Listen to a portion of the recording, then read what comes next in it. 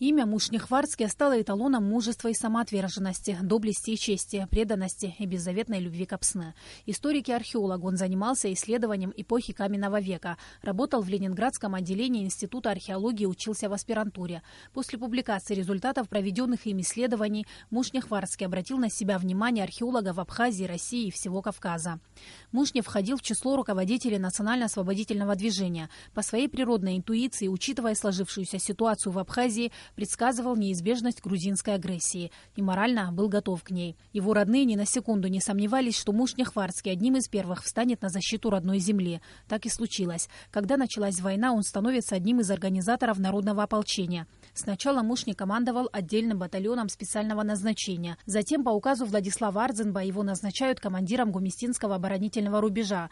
Его дерзкие, хорошо продуманные рейды во вражеский тыл наводили страх и ужас, сеяли панику среди противника. Мушнихварский руководил боевыми операциями и в то же время занимался формированием Гумистинского фронта. Организовывал позиции, указывал, в каких местах организовывать сопротивление, оборону и кроме того, он сам распределял, сколько такой позиции, на такой позиции, столько в другой. Вы понимаете, какая большая работа и какая ответственная работа была.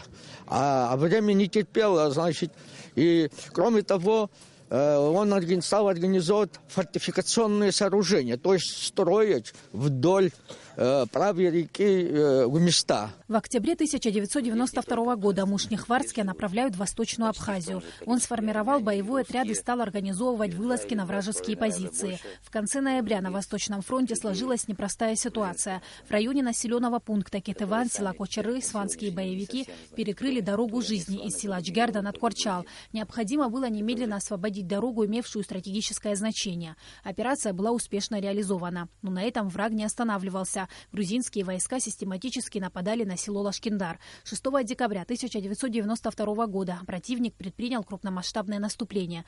В этот день в бою по освобождению Сопки погиб Мушнихварский. Он подошел с основной группой и сказал он мне: офицер, ты офицер, и знаешь эту местность хорошо, и поэтому надо провести разведку боя. И с Бесланом Джинджал нас было 3 человека. Не доходя непосредственно до этого места, мы оказались между 2 огней.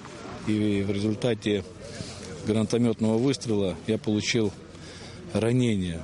Меня вынесли с поля боя и отвезли в госпиталь Корчал.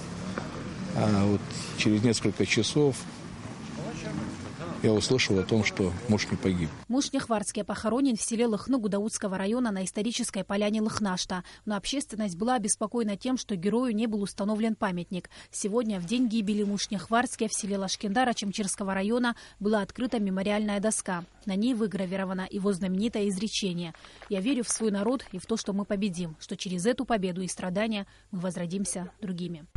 Трудно переоценить